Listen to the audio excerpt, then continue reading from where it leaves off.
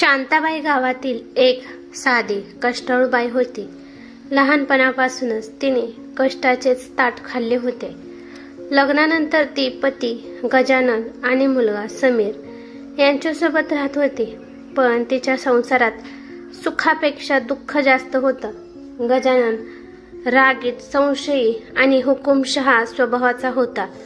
कुठल्याही छोट्या गोष्टीवर तो शांताताईला ओरडायचा, कधी कधी हातही उचलायचा.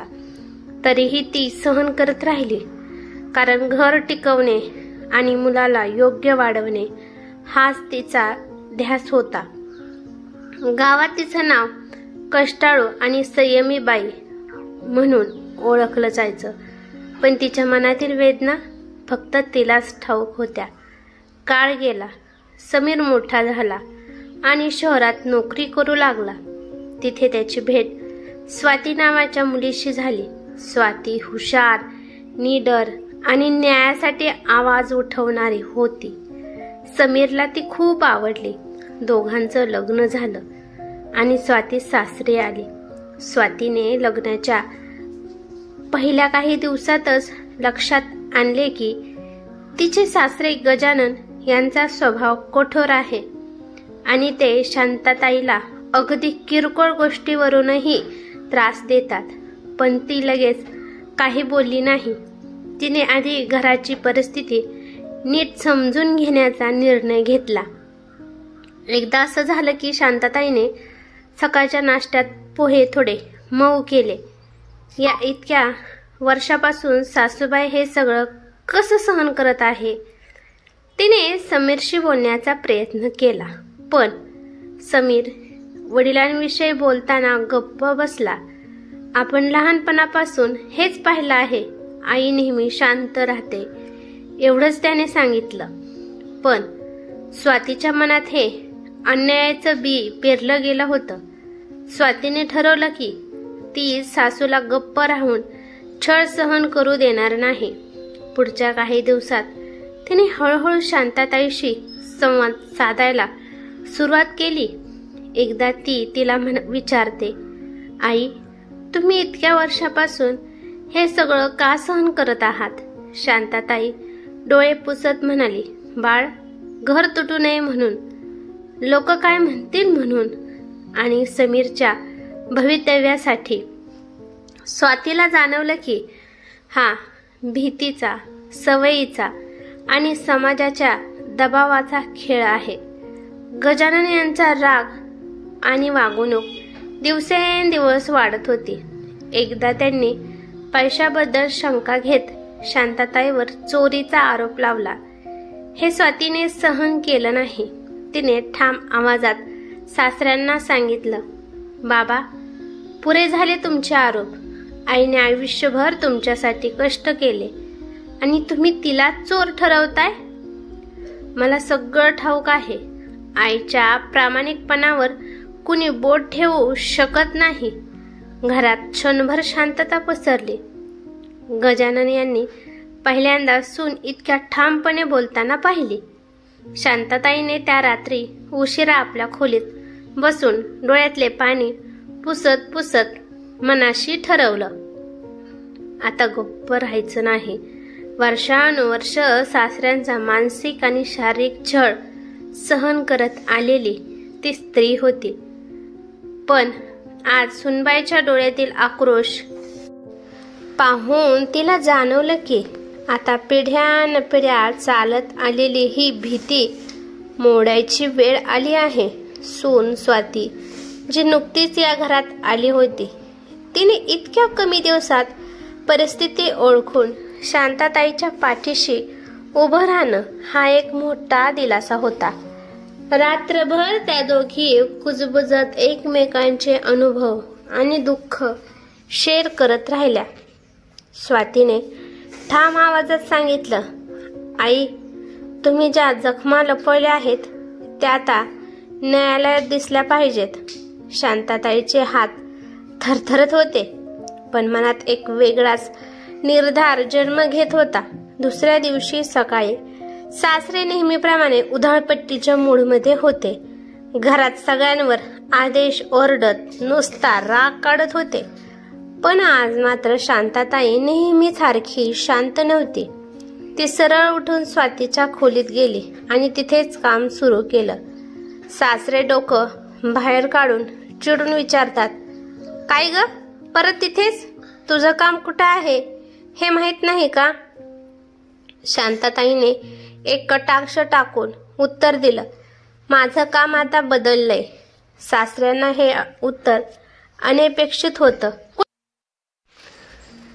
स्वातीने लक्षात घेतलं की आज शांताताईची पाठ सरळ आहे, ती वाकलेली नाही. हे पहिलं पाऊल होतं. त्या दिवशी स्वातीने एका जुन्या वकिलाचा नंबर मिळवला. वकील गावातला पण अनुभवी, ज्याने आधी अनेक घरगुती हिंसाचाराच्या केसेस लढवल्या होत्या. स्वाती आणि शांताताई लपून त्याच्या ऑफिसात गेल्या. वकिलाने दोघींचं बोलणं लक्षपूर्वक ऐकलं. शांताताई सांगताना मध्येच थांबत होती, कारण जुन्या जखमांची आठवण तिच्या आवाजाला गदगदून टाकत होती. स्वाती तिच्या खांद्यावर हात ठेवून तिला धीर देत होती.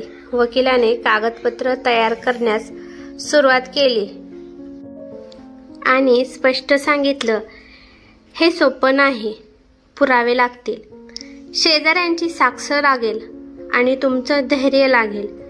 शांताताईने मान डोलावली.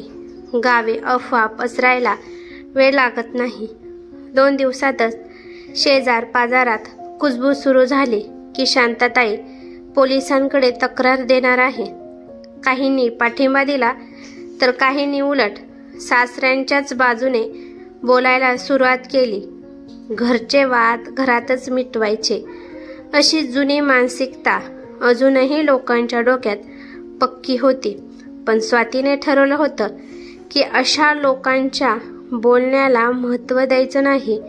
तिने शांताताईला फोनवरून महिला बचाव केंद्राशी जोडून दिलं, जिथे त्यांना मानसिक आधार आणि कायदेशीर मदत मिळू लागली.